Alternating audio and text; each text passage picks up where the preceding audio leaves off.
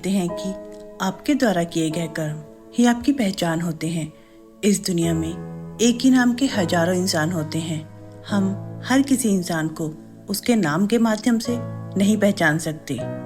आज हम आपके लिए एक जादूगर की कहानी लेकर आए हैं। हमारी इस कहानी को पूरा अवश्य सुने और हमारे इस चैनल को लाइक, शेयर और सब्सक्राइब जरूर कीजिए। और अगर आप भी वीडियो बनाने में सहयोग करना चाहते हैं तो थैंक्स का बटन जरूर दबाएं। तो आइए शुरू करते हैं आज की कहानी। एक नगर में एक जादूगर रहता था। वह धीरे धीरे लोगों में अपने जादू के कारण बहुत प्रसिद्ध होने लगा। उस नगर के राजा ने भी उस जादूगर के बारे में सुना। राजा ने उस जादूगर को जादू दिखाने के लिए राजमहल में बुलाया। राज दरबार से बुलावा आने की खबर पर वह जादूगर बहुत खुश हुआ। वह सोचने लगा कि अब मैं ज्यादा पैसे कमाने लगूंगा। मैं आज राजा के दरबार में सबसे अच्छा जादू दिखाऊंगा। राजा मुझसे खुश होकर मुझे बहुत अच्छा इनाम देंगे। जादूगर राजा के दरबार में पहुंचा। वह पूरे रास्ते बस यही सोच रहा था कि वह राजा को कौन सा जादू दिखाए। उसे लगने लगा कि वह अब तक अपने सारे जादू पहले ही दिखा चुका है। आज मुझे राजा को कोई नया जादू करके दिखाना चाहिए। उस जादूगर ने राजा के सामने जाकर अपना जादू दिखाना शुरू कर दिया। जादूगर ने अपने जादू से राजा का मुकुट ही गायब कर दिया। जैसे ही राजा का मुकुट गायब हुआ तो सारे दरबारी बहुत जोर जोर से हंसने लगे। राजा ने सारे दरबारियों के हंसने के कारण अपनी बेइज्जती महसूस की। राजा बहुत क्रोध में आ गया।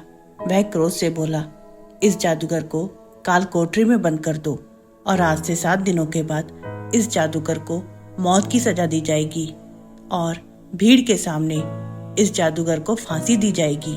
जादूगर राजा के दरबार में गया तो इनाम पाने के लिए था, परंतु उसको काल कोठरी में बंद कर दिया गया। जब जादूगर की पत्नी को सारी बात पता चली तो वह अपने पति को मिलने के लिए जेल में पहुंची। वह जेल में जाकर देखती है कि कैद में जादूगर मुस्कुरा रहा था। जादूगर की पत्नी ने जादूगर से कहा, 7 दिन बाद आपको फांसी दे दी जाएगी और आपको बिल्कुल भी चिंता नहीं है, आप मुस्कुरा रहे हैं। जादूगर ने अपनी पत्नी से कहा, तुम चिंता क्यों कर रही हो?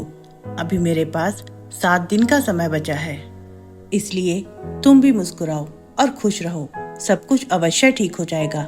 जादूगर की पत्नी को लगा कि उसके पति को फांसी की सजा के बारे में जानकर गहरा सदमा लगा है। वह पागल हो गया है।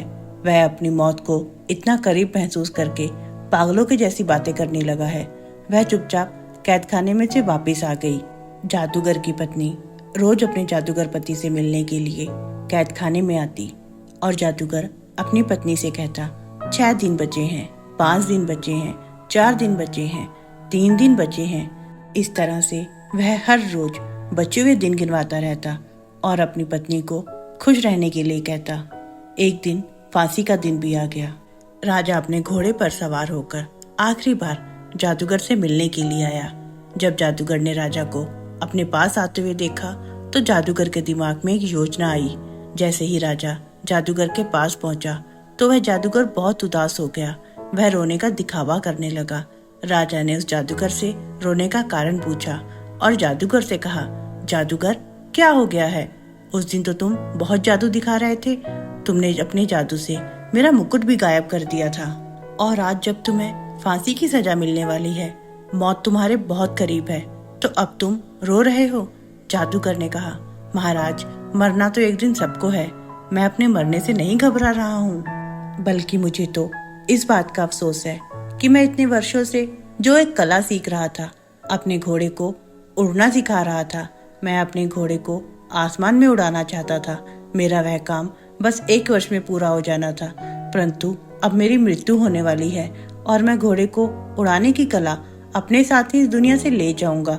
मुझे इस बात का बहुत अफसोस हो रहा है। राजा सोचने लगा कि अगर यह जादूगर ऐसी कोई कला जानता है जिससे कि घोड़ा उड़ने लगेगा और अगर वह उड़ने वाला घोड़ा मेरे पास आ जाए तो मैं बड़े से बड़े युद्ध भी आसानी से जीत जाऊंगा। मैं बड़े बड़े बलशाली राजाओं को भी बहुत आसानी से हरा दूंगा। इसलिए उड़ने वाला घोड़ा तो मेरे पास अवश्य होना चाहिए। राजा ने उड़ने वाले घोड़े के लालच में आकर जादूगर से कहा, मैं तुम्हें 1 वर्ष का समय देता हूँ। अगर 1 वर्ष बाद तुमने उस उड़ने वाले घोड़े को मुझे दे दिया तो तुम्हारी फांसी की सजा माफ कर दी जाएगी, और अगर तुमने वह उड़ने वाला घोड़ा मुझे नहीं दिया तो तुम्हें फांसी की सजा दी जाएगी। मैं तुम्हें 1 वर्ष के लिए रिहा करता हूँ। राजा ने 1 वर्ष के लिए उस जादूगर को आजाद कर दिया। जादूगर अपने घर जाता है। अपने घर जाकर वह देखता है कि लोग उसके घर में रो रहे हैं। चारों तरफ मातम ही छाया हुआ था। रिश्तेदार भी इकट्ठे होकर उसके घर पर आ गए थे। उसकी पत्नी भी रो रही थी। जब उसने अपने पति को जीवित देखा तो वह हैरान रह गई। वह बहुत खुश हो गई। लोग भी रोना धोना बंद करके अपने अपने घरों में वापस लौटने लगे। जादूगर की पत्नी ने जादूगर से पूछा, एक बात बताओ, राजा ने आपको आजाद कैसे कर दिया? जादूगर ने अपनी पत्नी को जवाब दिया, राजा ने मुझे एक शर्त पर रिहा किया है कि 1 वर्ष के भीतर मैं राजा को उड़ने वाला घोड़ा दे दूं। अगर मैं 1 वर्ष के भीतर राजा को उड़ने वाला घोड़ा नहीं देता हूं तो राजा 1 वर्ष के बाद मुझे फिर से फांसी की सजा दे देगा। जादूगर की पत्नी परेशान हो गई। वह क्रोध में आके बोली, आप सच में पागल हो गए हैं। आप ऐसा कैसा वायदा करके आए हैं? हम उड़ने वाला घोड़ा कैसे बना सकते हैं? जादूगर ने जवाब दिया, मैं नहीं जानता कि ऐसा कोई घोड़ा बन सकता है या नहीं, परंतु मुझे 1 वर्ष का समय मिल गया है। इस 1 वर्ष के भीतर मुस्कुराओ, खुश रहो, अपनी इस जिंदगी को अच्छी तरह से जियो।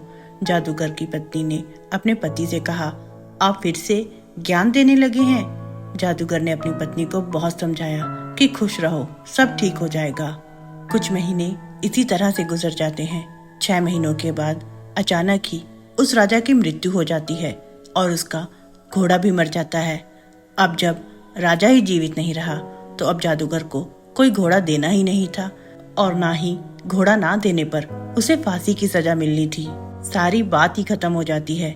जादूगर की चिंता ना करने वाली बात बिल्कुल ठीक साबित हुई। दोस्तों, यह छोटी सी कहानी हमें यह सिखाती है कि हमारे बीच में बहुत सारे लोग अपनी जिंदगी में खुश रहते हैं और हम अपने आने वाले कल की चिंता करके दुखी होते रहते हैं।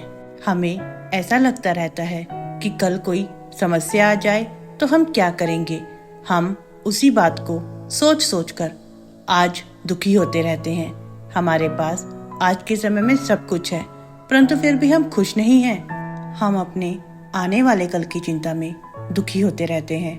दोस्तों, इस जादूगर की छोटी सी कहानी हमें यह सिखाती है कि जो भी होगा देखा जाएगा। हम एक समस्या के बारे में ज्यादा सोचने से हम उसका समाधान नहीं निकाल सकते। हमें अपनी समस्या को परमात्मा पर छोड़ देना चाहिए।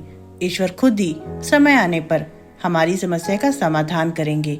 हमें अपने आज में ही जीना चाहिए, तभी हम खुश रह सकते हैं। तो दोस्तों, आपको हमारी आज की कहानी कैसी लगी? आप हमें कमेंट बॉक्स में जरूर बताइएगा, और प्लीज हमारे इस चैनल को लाइक, शेयर और सब्सक्राइब जरूर कीजिए। और अगर आप भी वीडियो बनाने में सहयोग देना चाहते हैं तो थैंक्स बटन जरूर दबाएं। कल फिर से मिलते हैं एक नई कहानी के साथ।